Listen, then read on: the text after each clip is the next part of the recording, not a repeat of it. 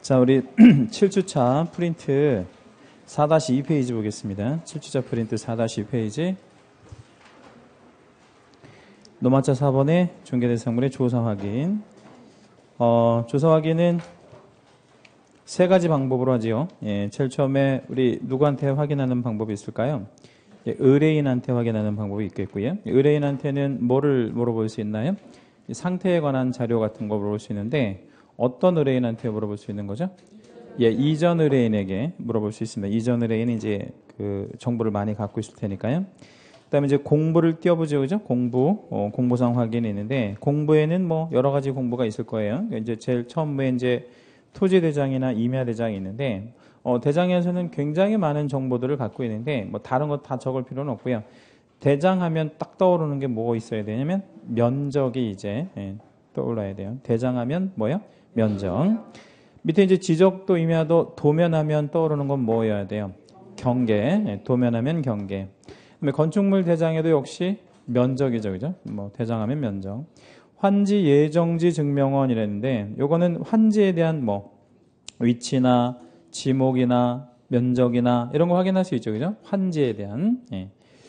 종전 토지가 있고 환지가 있고 그렇거든요. 예. 그러면 우리가 종전 토지가 중요한 거예요? 환지가 중요한 거예요? 환지가 중요한 거죠. 종전 토지는 존재하지 않는 겁니다. 앞으로 새롭게 이제 바뀔 환지가 중요한 거니까. 등기사항 증명서를 통해서는 권리관계를 확인할 거죠, 그죠? 예. 그다음에 토지 이용계 확인서를 통해서 우리 뭘 확인해요? 뭐 이용 제한이나 거래 규제 뭐 이런 것들을 우리가 토지 이용계 확인서를 통해서 확인할 겁니다. 가족관계 증명서를 통해서 우리 누구를 확인할 수 있죠? 이제 법정 대리인인데 누구의 법정 대리인? 미성년자의 법정 대리인. 미성년자의 법정 대리인이 누구예요? 우리가 친권자 뭐 이런 자를 이제 확인할 수 있는 게 가족관계 증명서고, 후견 등기사항 증명서는 역시 법정 대리인을 확인할 건데 누구의 법정 대리인을 확인할 거죠? 피성년 후견인이나 피한정 후견인의 법정 대리인을 이제 확인할 겁니다. 문제 밑에 등기부와 대장이 표시에서 일치하지 않으면, 그러니까 우리 등기부랑 대장이 양 공부가 이렇게 이원화되어 있잖아요. 근데 표시에서 서로 일치하지 않을 수 있단 말이에요. 그러면 뭐를 우리 기준으로 확인을 해야 됩니까? 표시니까 대장을 기준으로 확인합니다. 왜 표시에서 일치하지 않으면 대장을 기준으로 확인한다 그랬죠? 공부를 정리하는 순서가 표시는 뭐를 먼저 정리하고 뭐를 나중에 정리해요? 대장을 먼저 정리하고 등기부를 나중에 정리하거든. 그러니까 이제 일치하지 않으면 대장을 기준으로 할 수밖에 없는 거예요. 근데 권리관계는 또 달라요. 권리관계는 공부의 정리 순서가, 그러니까 이제 소유자가 갑에서 을로 바뀌면 뭐를 먼저 바꾸고 등기부를 먼저 바꾸고 이어서 뭐를 바꿔요? 대장을 바꾸니까 권리관계가 서로 일치하지 않으면 당연히 뭐를 기준하면 돼요? 이때는 등기부를 기준합니다. 그 문제는 우리 별표 한번 하시겠습니다. 두 번째, 후견 등기사항 증명서를 통하여 미성년자의 법정 대리인인 친권자를 확인할 수 있다. OX, X. 미성년자의 법정 대리인인 친권자는 뭐를 통해서요? 가족관계 증명서를 통해서 확인하는 게 맞고요. 세 번째, 부동산 종합증명서. 종합증명서는 뭐하고 뭐를 종합해 놓은 거죠? 대장과 등기부, 심지어는 도면까지. 우리 저 뒤에 창에다 붙여놓은 게 종합증명서예요. 보셨나요? 예, 그래요. 뭐 관심 있으신 분은 보셨을 테고, 저런 게 있었어? 뭐 이렇게 하시는 분도 있을 텐데, 아무튼 종합증명서는 두 가지를 합쳐 부르는 말입니다. 표시랑 권리관계 모두를 확인할 수 있다. OX, 예, OAM. 그 부동산 종합증명서는 제목에다가 채색 하나만 해주시고요. 요거를 한번 물어볼 수 있을 것 같아요, 시험에. 그러니까 이게 정확히 말하면 18가지 공부를 모아놓은 장부가 뭐냐 이렇게 물어볼 수 있거든요. 예, 그러니까 뭐 여러 가지 이제 그 장부들을 다 모아서 하나로 만든 거. 이걸 무슨 증명서? 부동산 종합증명서라고 합니다. 그 다음에 이제 현장 확인을 또 해야 되는데, 현장 확인은 반드시 해야 합니까? 아니면 가급적 가는 게 좋을까요? 반드시 가야죠. 현장에 가야만 보이거나 알 수 있는 것들이 있기 때문에요. 그래서 토지의 경우에는 어떤 게 있죠? 지세 같은 거. 예, 그 다음에 건물의 경우에는 뭐예요? 방향 같은 거. 예. 지목은 토지에 붙이는 말인데, 그죠? 예. 지목은 그리고 뭐로 확인할 수 있을까요? 대장을 가지고 확인할 수 있고 현장 확인은 굳이 필요 없는 거고요. 권리관계는 법정지상권에서부터 임차권 뭐 이런 것들이 있는데 여기 나와 있는 권리들은 모두 뭐되지 않은 권리라는 공통점이 있어요. 등기되지 않은, 예. 그 등기되지 않은 것들은 현장 확인이나 아니면 의뢰인한테 뭐 요구하거나 이런 것들이 필요하고요. 미공시사항의 소유관계 뭐 이런 것도 우리가 확인할 필요가 있는 거죠. 자, 노마자 5번에 분묘기지권지 한번 가볼게요. 분묘기지권은 일단 제목에다가 땡땡 하나만 해주시고요. 분묘기지권 제목 땡땡 해주시고 일단 타물권이고 일종의 법정지상권입니다.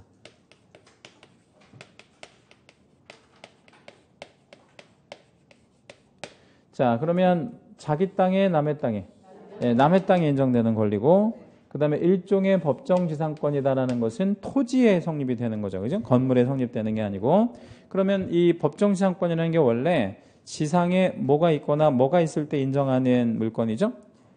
건물이나 임목이 있을 때, 예? 예, 건물이나 임목이 있을 때 인정하는 권리인데, 지상에 뭐가 있어도 인정된대요. 분묘가 있어도 분묘의 어떤 소유를 위해서 인정되는 권리를 이제 분묘기지권이다 이렇게 얘기합니다.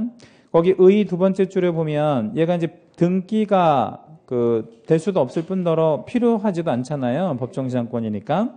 그럼 얘가 뭔가 권리니까 공시는 돼야 되지 않겠어요? 예, 그래서 뭘로 공시? 봉분으로. 그래서 외부에서 인식할 수 있어야 되는데 인식할 수 없는 뭐나 뭐 평장이나 암장 뭐 이런 것들은 분묘기지권이 성립되지 않습니다. 가묘까지 세 개 다 하시면 다 잘 나와요. 평장, 암장, 가묘 세 개 다 잘 나오는데 평장하고 암장은 표시가 안 돼서 그렇다 치고 가묘는 외부에서 보면 아 이게 묘구나 라고 이게 인식할 수 있잖아요. 그래도 인정되지 않는 이유는 안에 뭐가 없지? 이제 본질이 없으니까 유골이나 시신 뭐 이런 게 없으니까 분묘가 아닌 거죠. 말하자면 그냥 뭐만 이렇게 쌓아놓은 거예요. 흙더미 이렇게 쌓아놓는 거죠. 가면은 왜 하는 거예요? 부모님 일찍 돌아가시라고 아니면 오래 사시라고? 오래 사시라고 이렇게 옛날에 했었고요. 수의하는 거랑 비슷한 그런 게 오래 사시 장수하세요. 이제 이런 의미로 하게 되고 그 가묘를 주로 언제 하냐면 언제 하죠? 윤달에 하죠. 윤달. 왜 윤달에 할 것 같아요? 손 없는 날이라서. 근데 왜 손이 없죠? 귀신들이 다 쉬는 달이 윤달이에요. 윤달. 귀신들이 다 쉬는 달을 윤달이라고 합니다. 그래서 귀신들은 언제 쉬냐면요. 그러니까 좋은 귀신이든 나쁜 귀신이든 다 쉰다고. 근데 언제 쉬냐면 음력으로 9일날 10일날 쉬어. 그걸 손 없는 날이라고 하잖아. 귀신들이. 그러니까 언제 쉰다고? 음력으로 9일날, 10일날은 모든 귀신이 다 쉬는 거야. 그래서 뭐를 해도 상관없어요. 그리고 또 이제 언제 쉬냐면 윤달에 쉬어요. 윤달에 왜 쉬어? 그땐 방학이야. 귀신도 이제 그냥 쉬는 거야. 그래서 그때 쉬고 청명한식날도 쉬어요. 청명한식날도 쉬어. 근데 그 청명한식날은 왜 쉬냐면 운동회가 있어. 운동회. 귀신들 운동회. 날이 좋아서 그래서 다 쉰다. 이제 귀신들이 언제 쉰다고 쉬면 안 나오겠는데 이게 우리 부동산 활동하려면 알고 있어야 돼. 자, 아니 알아야 된다고. 왜냐면 손님들이 물어본다니까. 자, 언제 쉰다고? 9일날, 10일날. 그다음에 윤달에 쉬어. 윤달 때 다 쉬고 그다음에 청명한식. 우리 옛말에 이런 말이 있어요. 청명한식 날은 시체를 거꾸로 매달아도 탈이 없다 이런 말이 있다. 우리 속담 중에. 그러니까 청명한식 날은 다 쉬는 거야. 모든 귀신이. 그래서 아예 손해가 없는 그런 거를 이제 손 없는 날이라고 얘기하죠. 그때 이제 보통 가묘를 만들고 그렇습니다. 수유도 만들 때는 그때 만드는 게 좋다고 그러죠. 이건 미신이 아니고 그냥 우리 옛날에 선조들이 그렇게 믿어왔던 관습이니까 좀 알고 계시면 좋아요. 자, 그다음에 이제 그러니까 분묘기지권의 성립은 1번, 2번, 3번 중에 하나라도 성립이 되면 이제 충족이 되면 성립이 되는데 그 2번의 성립 요건이 좀 중요하다 그랬죠. 그죠? 2번 한번 읽어볼게요. 타인 소유의 토지에 소유자의 승낙 없이 분묘를 설치했대요. 그러면 승낙 없이 설치했다는 건 어떻게 설치했다는 거예요? 무단으로, 몰래. 그럼 이거를 조금 자극적으로 표현하면 불법 점유가 되는 거죠. 맞아요? 예, 불법 점유를 했어요. 소유자의 승낙 없이 설치를 했으니까. 근데 이와 같은 불법적인 점유가 몇 년이 지나면요. 20년이 지나면, 20년 평온 공연하게 점유하면 그게 적법화되고 권리로서 보호를 받는데요. 그래서 그게 분묘기지권의 시효취득이 되는 거거든요. 근데 이게 지금 옛날 사고로는 그럴 수 있다 치더라도 지금 사고로는 말도 안 되는 얘기잖아요. 그래서 이게 언제 그 이후부터는 이게 인정되지 않냐면 2001년 1월 13일 이후부터는 이게 인정되지 않아요. 2001년 1월 13일 날 우리나라에 뭐가 만들어진 날이죠? 장사법. 그래서 장사법에 보면 불법으로 설치된 분묘는 허가를 받아서 말하자면 개장할 수 있고 그 개장 후에 말하자면 철거할 수 있는 법적인 근거가 만들어졌기 때문에 2001년 1월 13일 이후에는 시효취득이라는 개념 자체가 성립될 수 없습니다. 다만 점유 개시 시점이 언제 이전이라면요. 2001년 1월 13일 이전이라면 시효취득이 가능할 수 있는 거예요. 예. 그게 좀 중요합니다. 그래서 거기 우리 약간 좀 굵게 돼 있는 데 있죠. 그죠? 연도. 거기다 우리 채색하시고 별표 한번 해주시고요. 범위, 분묘기지권은 남의 토지를 쓰는 거 아니겠어요? 예. 근데 이게 집을 짓거나 나무를 심거나 이런 권리가 아니잖아요. 이게 좀 특별히 분묘의 수호와 제사를 위해서 인정하다 보니까 어쩌다 한번 가더라도 뭐가 좀 필요할 수 있냐면 뭐가 좀 필요해요. 그러니까 예를 들어서 우리가 분묘 있는 곳에 뭐 가잖아요. 1년에 한두 번 정도 가서 어떻게 하냐고 우리가. 절하고 또 술 딸고 또 음식 같은 거 놓잖아요. 음식 놓지 않나요? 예. 그럼 음식 놓을 때 있어야 되고 절할 공간이 있어야 돼. 그런 뭐를 인정해 준대. 공지, 주의 공지를 포함한다.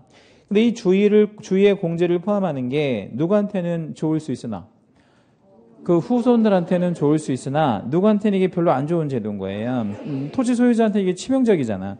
그래서 이제 또 반대되는 판례가 있는 게 뭐냐면 사성이 조성되어 있다고 해서 사성이라는 건 묘를 보호하는 성을 사성이라고 하는데 우리나라는 사성을 어디에다가 쌓아요? 묘. 응? 묘 뒤에. 방위로 하면 어느 쪽이야? 북쪽에다가. 묘를 남쪽향으로 이렇게 하잖아요. 햇볕 잘 들으라고 북쪽 방향에다가 사성을 쌓는다고요. 근데 왜 북쪽 방향에다가 사성을 쌓을까요? 우리나라는?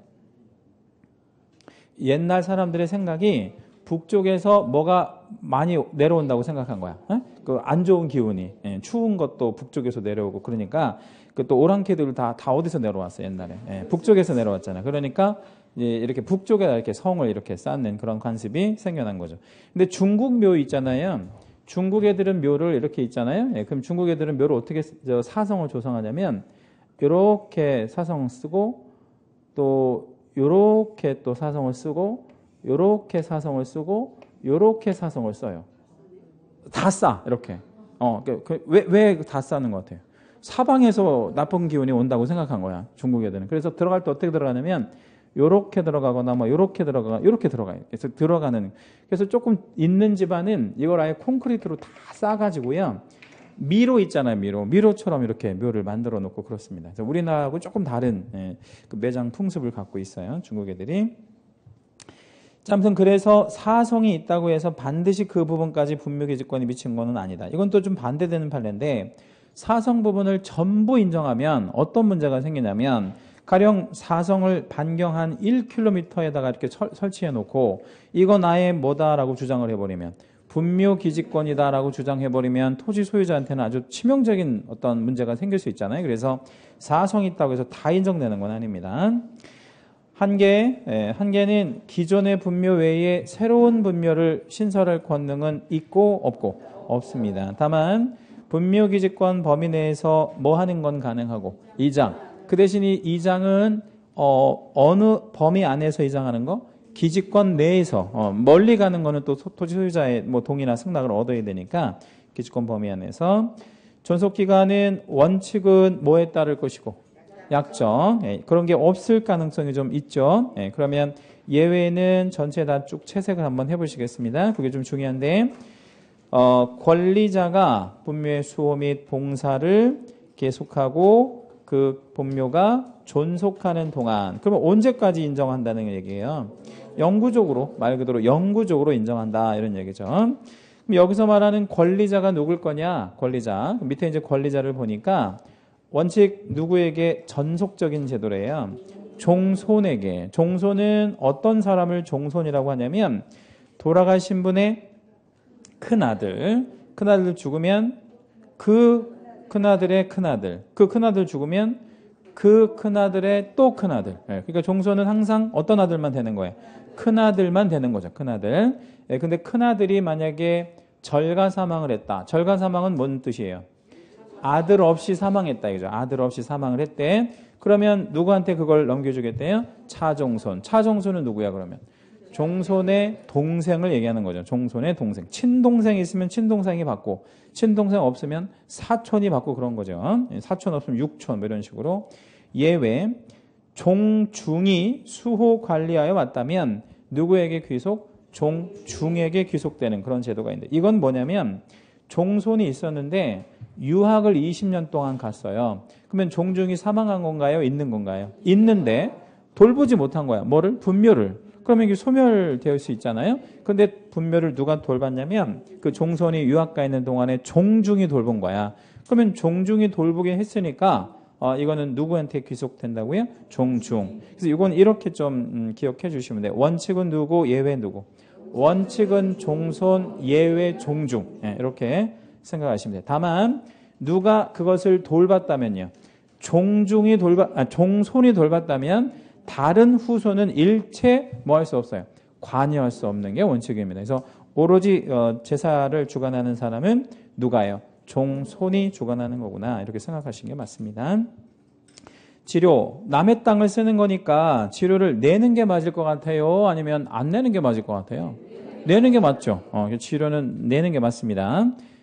다만 이제 뭐의 경우에는 무상치료를 인정한다? 시효취득의 경우에는 무상치료를 인정한다 이 얘기인데 그 시효취득은 왜 무상치료를 인정하죠? 20년 동안 치료를 안 내왔으니까. 근데 20년 동안 치료를 안 냈는지 우리가 어떻게 알았죠? 응? 승낙 없이 무단으로 설치했다. 여기서 알게 된 거죠. 그죠? 그래서 앞으로도 쭉 뭐 하지 말아라. 내지 말아라. 뭐 이런 얘기가 이제 바로 치료가 되는 거죠. 자, 문제. 분묘기지권은 자기 소유지, 자기 땅에 인정되는 권리이다. OX, X. 타인 소유지에 인정됩니다. 두 번째. 분묘기지권의 시효취득은 그 분묘의 점유 개시 시점을 불문하고 언제 점유를 개시했는지 불문하고 시효취득 요건만 충족하면 인정한다. 그렇지 않죠? 그 문제 우리 별표 2개 하겠습니다. 아주 중요한 내용이고 출제할 가능성이 상당히 높고요. 자, 뒷장 가시면 장사법까지 연결해서 볼게요.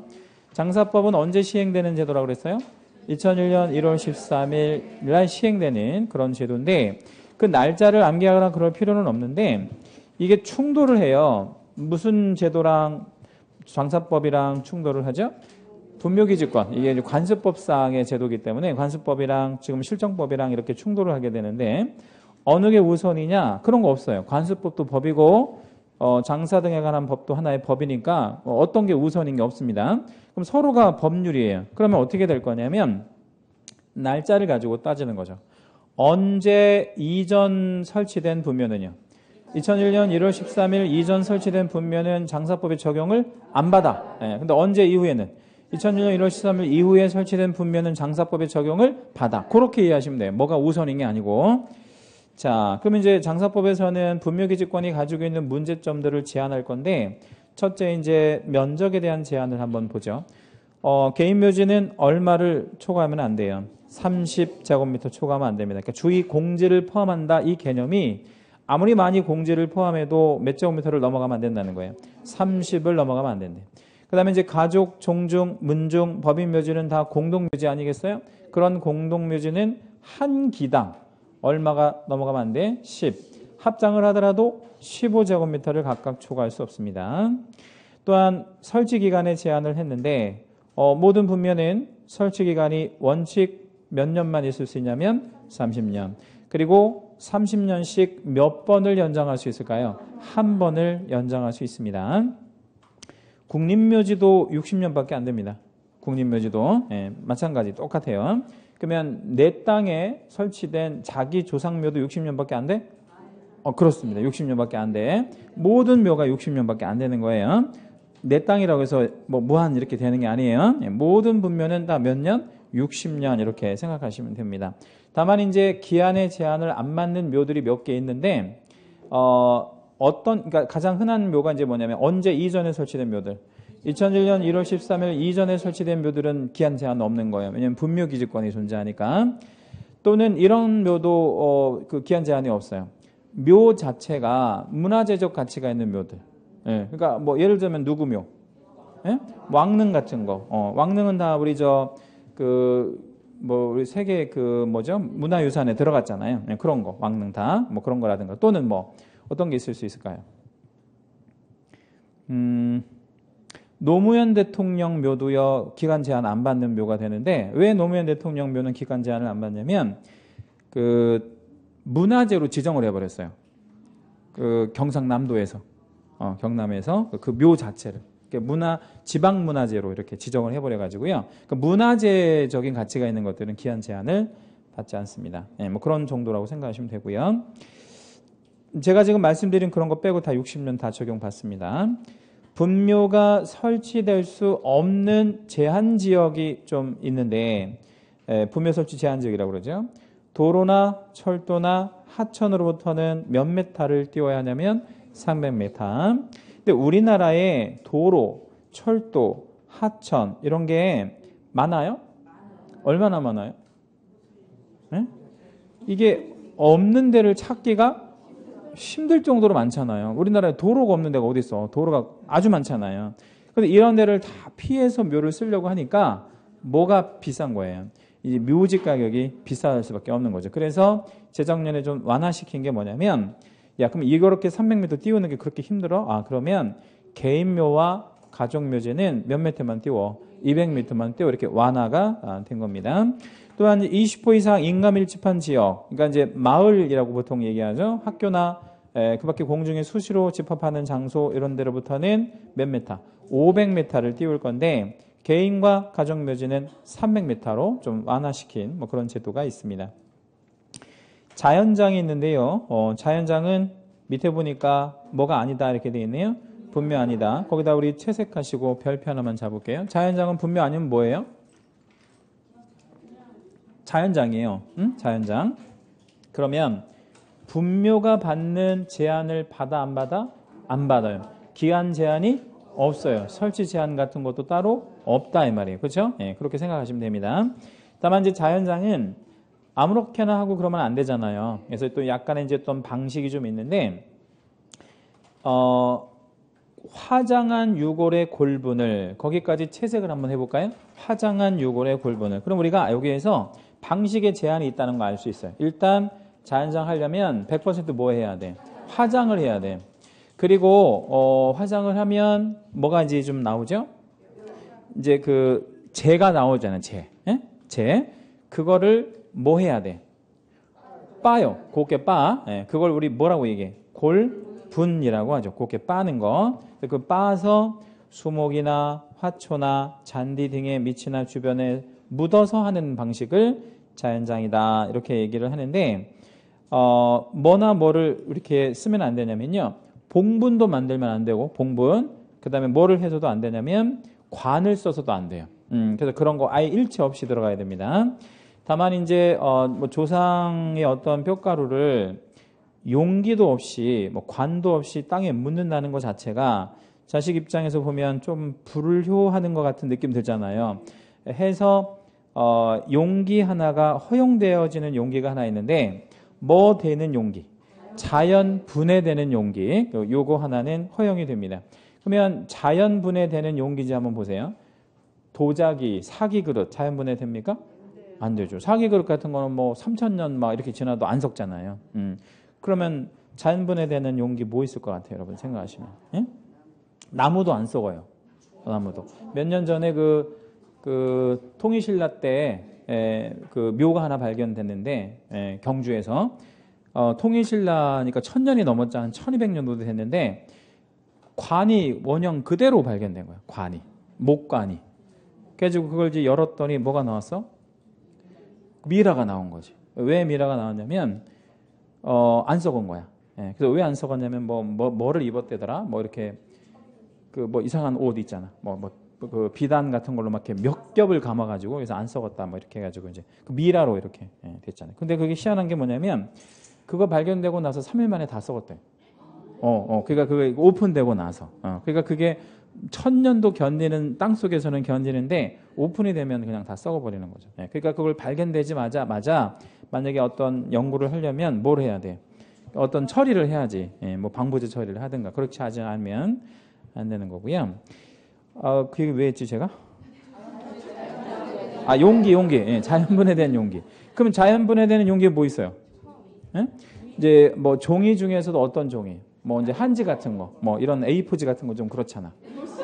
그러니까 그런 거 말고 한지 이런 거, 뭐 이런 걸로 좀 쌓는다든가 이런 게 쌓아서 묻는다든가 이런 식으로 지금 실무에서 하고 있습니다. 이거를 좀 한번 제가 그 상품화 시켜보려고 연구를 좀 해봤거든요. 이게? 근데 이게 없어요, 나온 게. 나무도 안 되거든. 그러니까 사기글은 당연히 안 되고. 그럼 종이밖에 없단 말이에요. 지금 나와 있는 게. 그래서 이제, 뭐로 한번 생각을 해봤냐면, 설탕을 녹여가지고, 설탕을 녹여서 이렇게 이쁘게 사기 그릇처럼 이렇게 이제 한번 만들어 보려고 했거든요. 그래서 그걸 이제 특허 한번 내보려고 했었는데, 주변에서 말리더라고. 망한다고. 왜 그러냐면 설탕을 녹여서 이렇게 하는 그런 어떤 그 예술 작품 같은 게 있다고 이렇게 뭐 그걸 뭐 부르는 말이 있어요. 근데 그게 땅 속에 들어가면 안 되겠더라고. 왜 안 들어가게 돼? 그렇죠. 그런 게 이제 끓어서 안 되겠더라고. 그거는 그래서 안 돼. 그래서 그런 게 좀 싫어하면서 도자기 어떤 질감이 나는 뭐 이런 거를 한번 좀 생각을 한번 해봐요. 그래서 그것만 우리 만들어낼 수 있으면 5대가 먹고 살 수 있어요. 이거 앞으로는 다 자연장으로 갈 거라고. 할 게 없고 아무것도. 근데 이게 그 자연장에서는 가장 지금 문제가 되는 게 이 용기가 가장 문제가 되거든요. 그러니까 그걸 한번 그 실생활을 하면서 한번 생각을 해보세요. 뭐가 있겠는지. 초요? 초도 뭐 벌레들이 좀 좋아하지 않을까? 초가 자연분해 되나? 근데 초는 이 화학 성분을 가지고 만든 거잖아요. 그건 조금 그렇죠. 그 조상의 어떤 그 골분을 이렇게 하는 거니까. 그래서 좀 괜찮은 걸로 한번 해보세요. 괜찮은 걸로 한번 생각을 해보세요. 초도 괜찮긴 하네. 초도. 코팅이요? 그 코팅이면 안 썩을 거 아니에요. 안 썩으면 안 돼 또. 썩어야 돼. 그래서 법률에는 뭐라고 표현하고 있냐면 전분 등 이렇게 표현하고 있거든요. 전분. 그래서 전분가루 있잖아요. 뭐 그 전분가루를 가지고 이렇게 그 고정 이렇게 좀 굳혀가지고 뭐 이렇게 하면 땅 속에 들어가면 썩잖아. 그런 식으로 하라는 얘기인데 전분가루도 사실 말이 안 되는 게 뭐가 좋아요. 벌레가 뜯어먹기 딱 좋잖아. 근데 그것도 사실은 말이 안 되고 할 게 없어 아무것도. 그래서 그걸 한번 좀 생활 속에서 잘 한번 생각해 보세요. 저런 거는 괜찮다. 쉽게 썩으면서 이쁘고 비싼 건 상관없어. 그러니까 예를 들어서 한 1000만 원 정도 해도 산다고 사람들이. 왜 사? 마지막 가시는 거니까. 그러니까 그건 산단 말이에요. 그러니까 돈은 생각하지 말고 그런 거. 금 이런 건 안 돼 당연히. 왜 안 돼요? 파가서 안 돼. 파가서. 뭐 썩는 건 둘째치고 파가서 안 되고. 아무튼 뭐 썩으면서 저 훼손도 없는 그런 걸 한번 잘 생각해봐요. 자, 세 번째 자연장지란 자연장을 장사할 수 있는 구역을 말합니다. 그러니까 분묘를 설치하는 것을 묘지라고 하듯이 자연장을 설치하는 구역을 자연장지라고 합니다. 자연장은 분묘가 아니며 자연장인 지목은 따라서 뭐가 아니겠어요? 묘지가 아닌 거죠. 묘지로 되지 않습니다. 그냥 말 그대로 자연적 매장이니까 예를 들어서 전에다가 자연장을 설치했다. 그럼 지목은 그냥 뭐야? 그냥 전인 거예요. 그대로 존치가 되는 거죠. 밑에 개인, 가족, 자연장지의 경우 타인 소유지에 설치 가능하다. 당연히 가능합니다. 물론 타인한테 승낙을 얻어서 해야 되겠죠. 이때 질문, 자연장을 타인 소유지에 승낙 없이 설치를 했어요. 그리고 20년을 평온 공연하게 점유했다고 치고 분묘기지권 성립, 불성립? 불성립. 왜 불성립? 그건 분묘가 아니기 때문에 어떤 권리도 생기지 않습니다. 자, 문제. 분묘기지권이 인정되는 분묘는 그 성립 시기를 불문하고 장사법에 적용을 받지 않는다. OX, X. 언제부터 적용받아요? 2001년 1월 13일부터 적용받습니다. 두 번째, 분묘는 설치 제한 지역 내에는 절대로 분묘를 설치할 수 없다라고 했는데 이게 예외가 좀 있는 게 뭐냐면 우리 경부고속도로 있잖아요. 그거 타고 우리 지방 가다 보면 양옆에 묘가 많죠. 많단 말이에요. 근데 그건 어떻게 된 내막이냐면 뭐가 있는 곳에 묘가 있는 곳에 도로가 깔리는 경우 생길 수 있죠. 네, 그러니까 묘 옆에 도로 옆에 묘 얼마든지 있을 수 있죠. 뭐 절대로 설치될 수 없는 그런 절대적인 경우는 없는 거죠. 어떤 경우라도 예외는 다 있기 마련이니까. 세 번째, 자연장을 타인 소유지에 토지 소유자의 승낙을 얻어서 설치한 경우 분묘기지권 성립된다. OX, X. 아무것도 없습니다.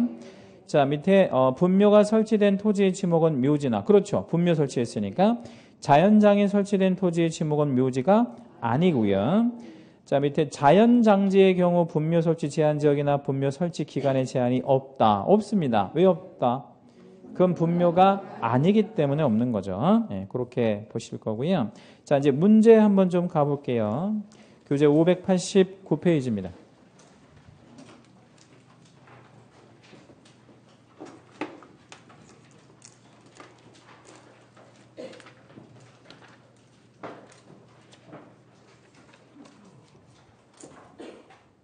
민법이랑 공법은 수시로 바꾸네요. 수업을. 네. 둘이 사귄답니까? 네. 수시로 바뀌어? 네? 물어봐야 되겠다. 사귀나. 자, 1번. 예. 중개대상물의 조사 확인은 확인 설명서 작성의 근거가 될 뿐만 아니라 개공의 손해배상 책임 여부의 근거가 되기도 한다. OX, O. 이거를 좀 달리 표현하면 이런 뜻이기도 하지요. 뭐를 제대로 안 하면, 조사 확인 제대로 안 하면 손해배상 해줘야 되는 문제가 생긴다는 얘기죠. 2번, 현장 답사는 개공의 임장성에서 비롯되는 것으로 중개대상물의 실체와 공고상 표시된 내용과의 일치 여부를 확인하는 데 목적이 있다. 맞나요? 네. 그 임장성이라고 하는 거는 현장에 임해야 된다 이런 얘기잖아요. 네, 그래서 부동산을 내가 있는 곳에 가져올 수가 없으니까 결국에 내가 어디에 가야 돼요?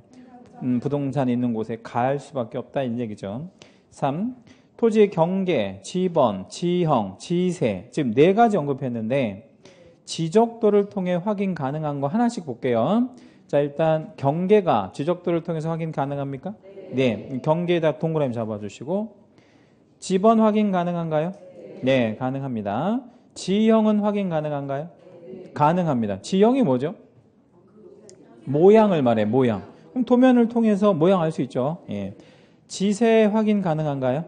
안 되죠. 지세는 왜 확인되지 않죠? 그러니까 왜 가봐야 되냐고. 왜 도면을 가지고 확인이 안 되지? 우리 도면이 평면 도면. 차원으로 하면 2차원. 근데 지세는 3차원이고 입체잖아요. 그러니까 차원이 다른 문제가 되는 거죠. 차원이 달라. 예. 칠판에 사는 벌레가 있어요. 응? 아니 예를 들어보는 거예요. 실제 있다는 게 아니고 칠판에 사는 벌레가 있는데 얘는 뭐만 먹고 살아요? 칠판 안 먹고 분필가루만 먹고 사는 벌레가 있어요. 이 벌레는 어디서만 움직여? 칠판 안에서만 움직여요. 그래서 이 벌레를 너무나 좋아하는 사람이 있어요. 그래가지고 이 칠판 가루를 막 모아가지고 벌레한테 이렇게 준 거야. 먹으라고. 먹을 수 있다 없다? 이렇게 손으로 갖다 준 거야. 이렇게 칠판 가루를 이렇게 먹으라고. 먹을 수 있어 없어? 없어요. 자, 왜 없어요?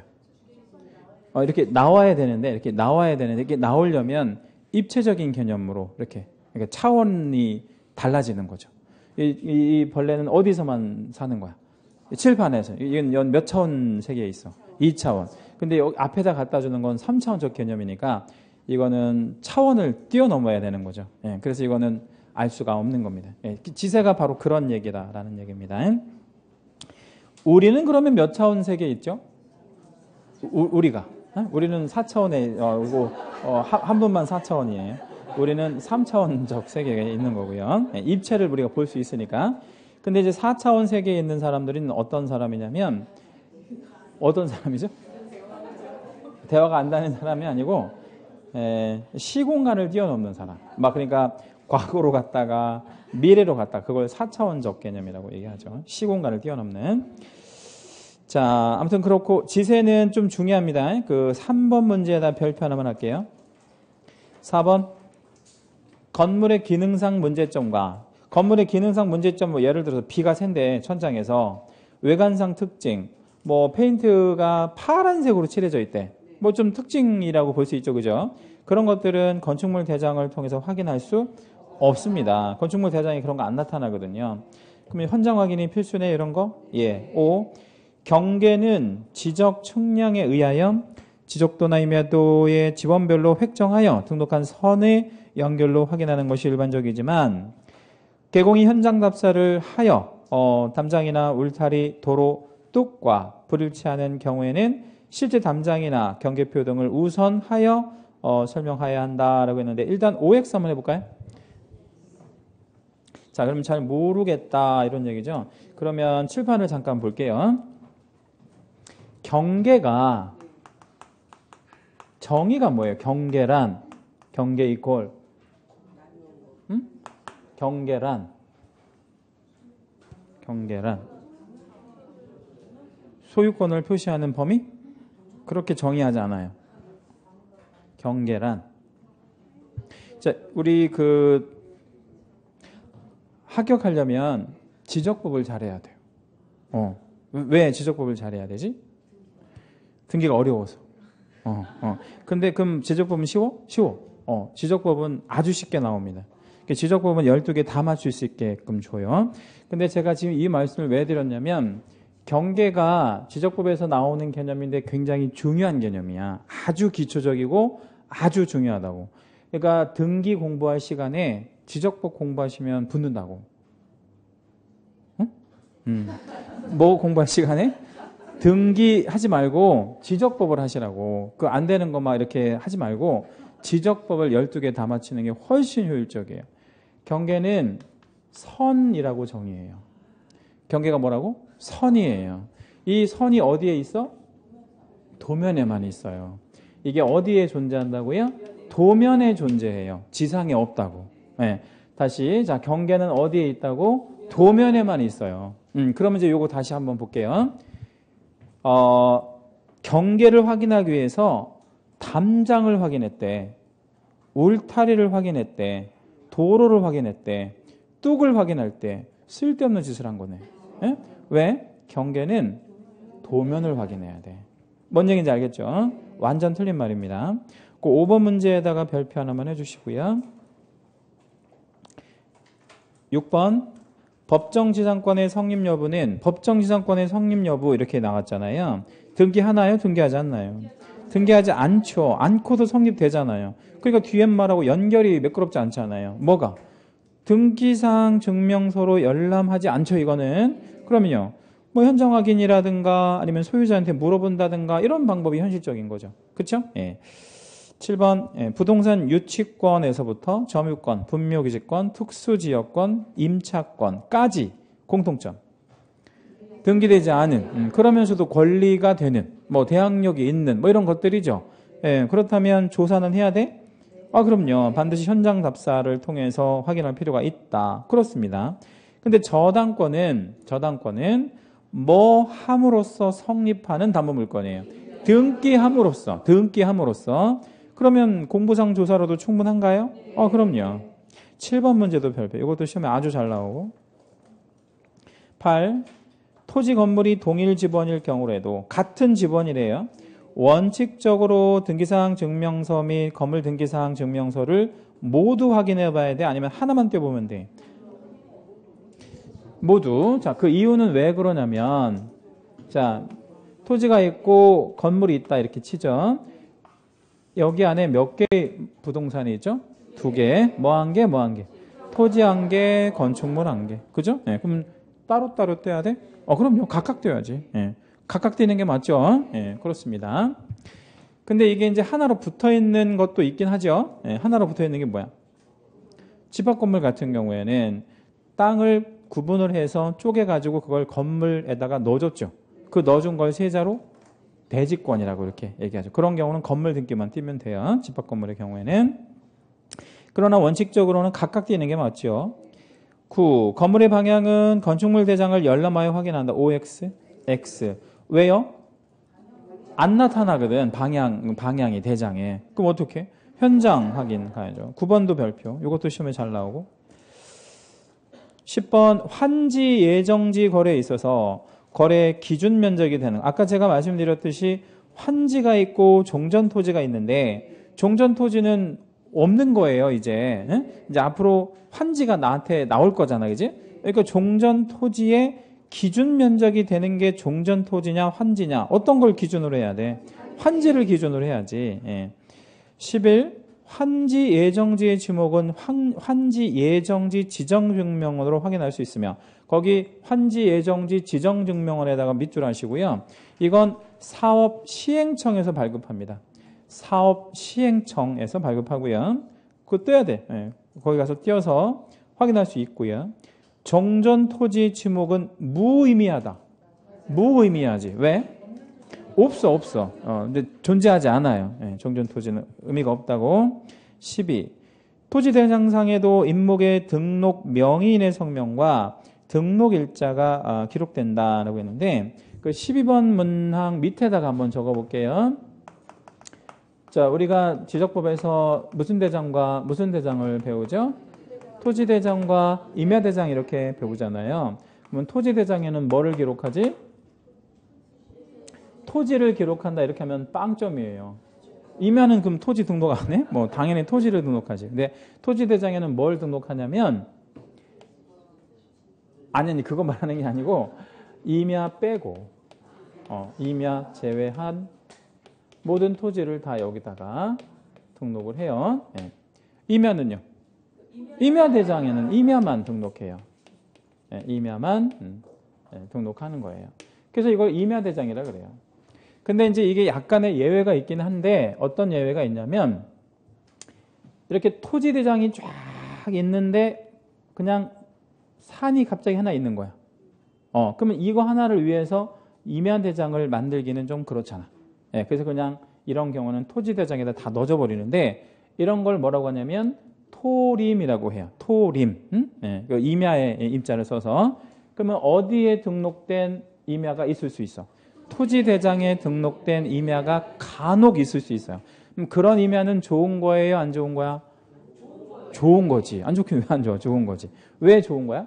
주변이 다 평야니까 거기 그냥 산이 달랑 하나 있는 그러니까 개발의 가능성이 좀 많은 그런 임야를 토림이라고 합니다.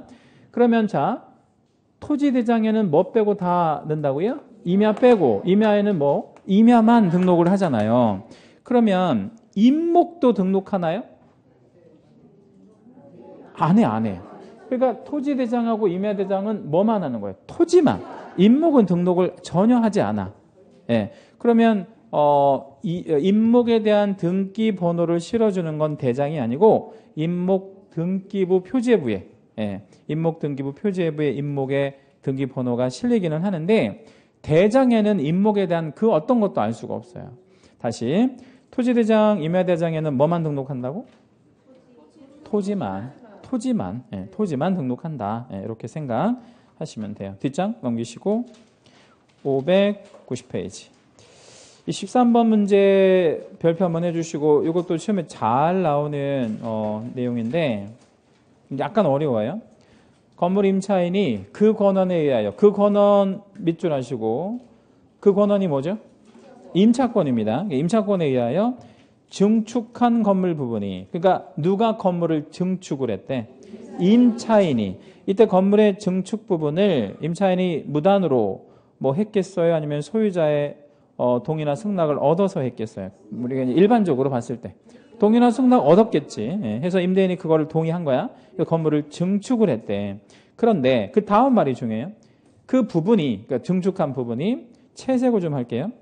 구조상이나 이용상으로 기존 건물과 구분되는 뭐가 있을 때, 독립성이 있는 때까지 채색. 그 말이 중요해요. 자, 그러면 제가 두 가지 그림을 좀 그려드릴게요. 이렇게 건물이 있거든요. 건물이 있는데 이거를 임차인이 임차하고 있는데 여기다 쬐끄만하게 뭐 하나 짓고 싶은 거야. 뭐 옥탑방 같은 걸 하나를 누구한테 동의 얻어서 그 건물주한테 이제 동의 얻어서 이제 했단 말이야.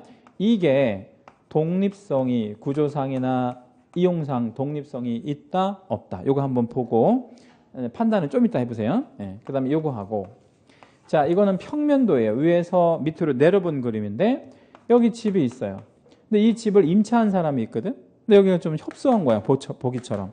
그래서 땅은 넓어. 해가지고 이쪽에다가 쬐끄만한 집 하나를 더 지은 거야. 이것도 증축인가요? 예. 이것도 증축이고, 예. 이것도 증축이고. 왜? 증축이라는 게 뭐야? 면적이 늘어나면 증축인 거지 뭐. 이것도 증축이고 이것도 증축인 거예요. 얘한테 독립성이 있나 보세요. 이것도 독립성, 이것도 독립성이 있는지 각각 볼게요. 하나는 있고 하나는 없습니다. 자, 이제 질문 드린 거예요. 이제 답변하셔야 돼요. 이쪽은 독립성 없고, 이건 있죠. 왜? 이 독립돼 있잖아. 독립돼 있지 않잖아. 그죠? 네. 이런 경우에는 구분 소유권이 인정된다는 거예요. 누구한테? 임차인 거니까. 이런 경우는 인정되지 않는 거예요. 이건 부합물의 개념입니다. 그래서 그 말이 중요해. 어떤 성이 인정될 때 독립성이 있을 것을 얘기하는 겁니다. 그러면 이런 현상이 독립된 소유권의 객체로 인정되는 현상이 토지 소유자에게, 건물 소유자, 토지 소유자에게, 임대인에게죠. 유리한 거예요? 불리한 거예요? 불리한 거지. 그래서 이런 경우에 임대인은 이걸 동의나 승낙을 해주면 안 돼. 예? 동의나 승낙을 해줄 거면 각서를 받아야 돼. 뭔 각서를 받아야 돼? 원상복구라든가 그 어떤 것도 요구하지 않기로 한다라는 이런 각서 같은 걸 받고 해줘야 돼요. 자, 14. 자기 소유의 토지에 분묘를 설치했는데, 그러니까 자기 땅에 분묘를 설치했대요. 분묘에 관해서는 별도의 특약 없이 토지만을 타인에게 처분을 했다네. 그러면 자기 땅에 분묘를, 누구의 분묘를 설치했을까요? 자기 분묘는 설치를 못하지. 그럼 자기가 죽었다는 얘기인데, 예. 자기 부모님 묘, 가정묘를 설치했는데, 특약 없이 토지만을 처분을 했대요. 그러면 뭐가 성립되는 거야? 분묘기지권이 성립된다. 그럼 이걸 거꾸로 뒤집으면 뭐가 있었으면? 특약이 있었어. 어떤 특약? 이제 이장 특약이 있었으면 뭐가 인정되지 않아? 분묘기지권이 인정되지 않는다. 이렇게 해야 돼. 그럼 그게 없었으니까 된다가 맞는 얘기죠. 15. 분묘기지권은 그 효력이 미치는 지역의 범위 내에서 또 다른 분묘를 설치할 수 있나요? 없습니다. 신설의 권능은 일체 인정되지 않는다 그랬잖아. 아까 우리 앞에서 보셨었는데 기득권만 인정하는 거예요. 16. 분묘기지권 취득에 관해서는 본문 자체가 공시의 기능을 하고 있기 때문에 등기는 필요 없다. 등기 필요 없죠. 17. 판례는 남의 토지에 분묘기지권을 취득하는 경우에 지료를 지급하여야 한다고 본다. X. 그 17번 문제 별표 하나 해주시고, 아직 시험에 잘 나오는데 시효 취득의 경우에는 무상 지료를 인정하는 거죠. 근데 이게 26회 때로 기억이 나는데 어떻게 나온 적이 있냐면 시효 취득의 경우에는 지료를 지급하여서는 아니 된다라고 나온 적이 있어요. OX. X. 그 틀린 겁니다. 지급하지 말라는 뜻은 아니고 아니할 수 있다는 얘기지. 그 주지 말라는 뜻은 아닌 거예요. 그럼 시효 취득한 경우라도 20년 동안 내가 무상으로 썼으니까 앞으로는 제가 지료 드릴게요. 해도 됩니까? 상관없죠. 둘이 약정하는 문제니까. 18. 임야를 중개할 경우에 분묘 관계가 중요한 사항이지만 분묘의 이장 여부까지 조사해야 할 설명할 의무가 있는 것은 아니다. 그것도 채색 한번 해볼게요. 분묘의 이장 여부까지 조사하여서 설명할 의무가 있는 것은 아니다. 이거 판례 지문인데 이것도 아주 잘 나옵니다. 가령 우리가 중개하려고 하는 게 임야인데 그 임야에 묘가 2만 개가 있는 거야. 응? 큰 산을 이렇게 중개하려고 해요. 그걸 만약에 우리한테 이장 여부를 조사할 의무를 준다면 중개 못하는 거지 뭐. 그 2만 개나 되는 묘 일일이 다 2만 명의 후손들을 찾는 것도 힘들는데 찾아가지고 이장 여부를 조사한다는 것 자체가 말이 안 되는 거죠. 이거는 이제 시험과는 관련은 없는 건데 나중에 여러분 실무에 나가시면 묘는요 묘적부라는 게 있어요. 자, 묘에 뭐가 있다고요? 묘적부. 그래서 이 묘적부는 어디에 가면 있냐면 시군구에 가면 있는데 묘적부를 보면 나오는 묘가 한 60% 정도 돼요. 네? 지금 현재 우리 존재하는 묘 중에 나오지 않는 묘가 한 40% 정도 되는데 그런 묘 중에 돌보는 묘가 있고 돌보지 않는 묘가 있어요. 그래서 묘적부에도 없고 돌보지도 않는 묘를 무연고묘라고 그래. 네, 그런 묘를. 여러분 생각은 무연고묘는 없애는 게 맞겠어요? 돌보지도 않고 아니면 계속 이렇게 수호 관리를 해주는 게 맞겠어요? 없애는 게 맞겠죠. 저도 그렇게 생각을 합니다. 예, 그래서 없애야 돼요. 그런 것들은. 예, 뭐 그런 정도고, 그 다음에 19번부터는 오늘 본 게 아니니까 잠깐 쉬었다 할게요. 다음 시간에 이어서 합니다.